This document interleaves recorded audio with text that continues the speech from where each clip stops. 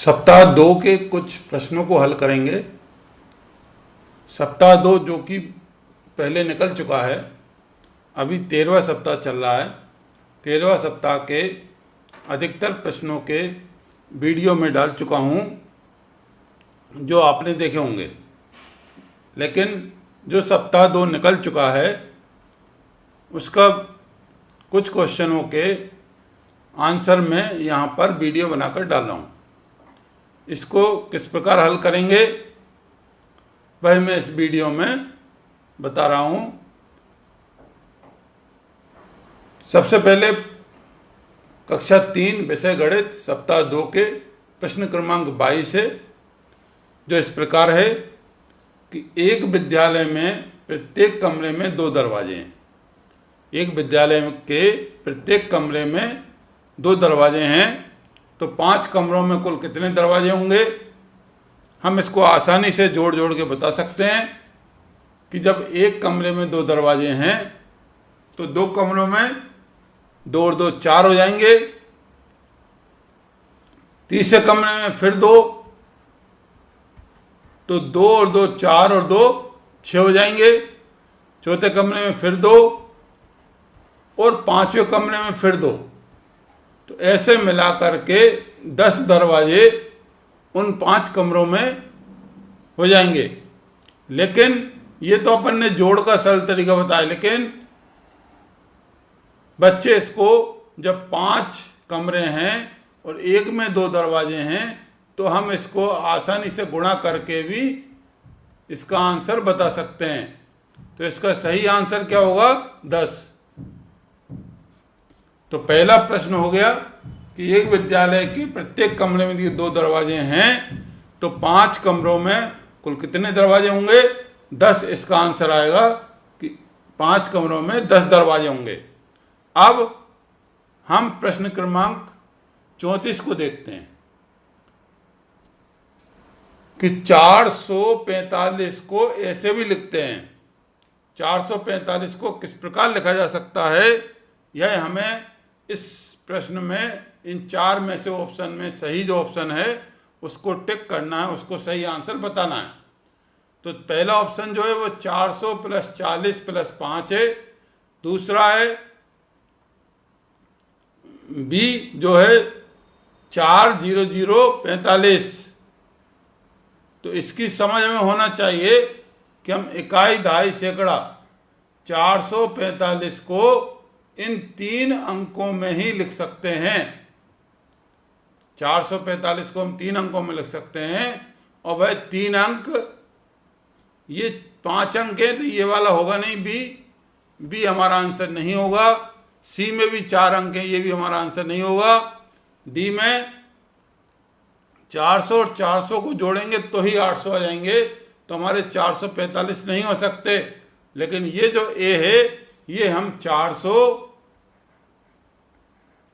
और 40 और 5, ये पिछले वीडियो में स्थानीय मान का भी मैं बता चुका हूं, उसी के आधार पर ये 445 होंगे। तो 445 का हमारा ए आंसर सही होगा कि हम 445 को इस प्रकार भी लिख सकते हैं। अब प्रश्न क्रमांक हम 40 पे आ गए हैं कि सानू को 154 पत्थर मिले, करीम को कुल 48 पत्थर मिले, दोनों को कुल कितने पत्थर मिले, ये हमें इसमें आंसर में चारों में से एक आंसर बताना है। अब प्रश्न ये उठता है कि बच्चे कैसे समझें कि भाई इसमें हमें जोड़ना है, घटाना है, गुणा करना है या भाग देना है। तो इसको छोटे छोटे से उदाहरण दे करके हम बता सकते हैं। एक बच्चे को 5 पत्थर दे दें और एक बच्चे को 4 पत्थर दे दें और उनको बोले कि भाई कितने पत्थर हो गए, तो 5 और 4 को हमने जोड़ा 9, मतलब इनको दोनों को जोड़ना पड़ेगा। ऐसे ही 1-2 उदाहरण और दे करके हम आसानी से समझ सकते हैं कि इस प्रश्न में इन दोनों का क्या करना पड़ेगा, क्योंकि सानू के पास 154 पत्थर हैं और करीम को कुल 48 पत्थर हैं, और दोनों को कुल कितने पत्थर हैं, दोनों को ये हमें बताना है। तो हमें इसको जोड़ना पड़ेगा, इससे हमारे यह क्लियर हो गया है कि 5 पत्थर एक के पास हैं और दूसरे के पास 4 पत्थर हैं, तो दोनों को मिला के कुल कितने पत्थर होंगे? 9। मतलब यहाँ पर हमने जोड़ा तो यहाँ पर भी हमें जोड़ना पड़ेगा। तो 154 को और 48 को दोनों को जोड़ दिए तो ये कुल पत्थर आ जाएंगे 8 और 4 12, 2 1 हासिल आई, 5 और 1 6 और 4 10 और 1 और 1 2, 202 हमारा इसका सही आंसर होगा। अब हम प्रश्न क्रमांक 73 पे आ जाते हैं। प्रश्न क्रमांक 73 है कि कक्षा के हर छात्र को 4 टॉफियां दी गई। अगर कक्षा में 12 छात्र हैं तो कुल कितनी टॉफियां बांटी गई? ये हमें इसको बच्चे कैसे समझें कि कक्षा के हर छात्र को 4 टॉफियां दी गई हैं। अगर कक्षा में 12 छात्र हैं तो कुल कितनी टॉफियां बांटी गई हैं? तो हम 4 जब बच्चे से कहें कि भाई एक बच्चे को 4 टॉफी दी गई तो 2 को हमने 4 और 4 8, 3 को 1 4 और दे दी तो 4 तिया 12, मतलब 3 बच्चों की 12 हो रही है।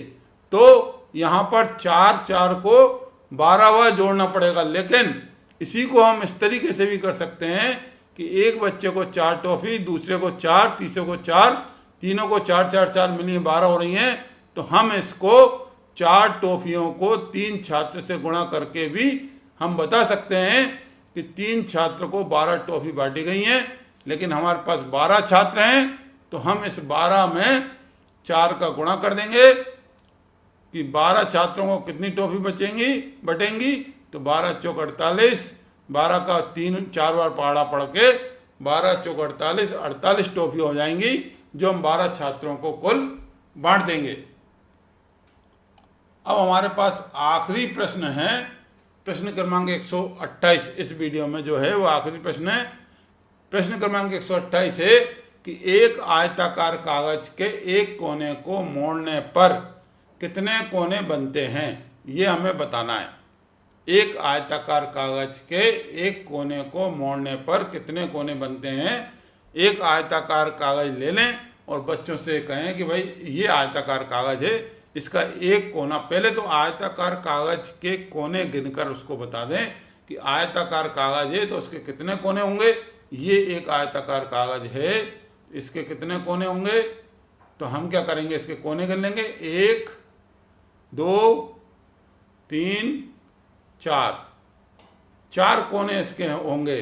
लेकिन इसका जैसे ही हम एक कोना मोड़ देंगे तो इसके कोने फिर हो जाएंगे 1 2 3 4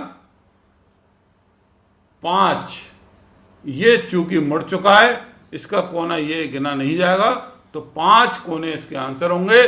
यह हमारा अभिष्ट आंसर होगा कि इस एक आयताकार कागज के एक कोने को मोड़ने पर कितने कोने बनते हैं, 5 कोने बनते हैं। यही हमारा आंसर है। धन्यवाद।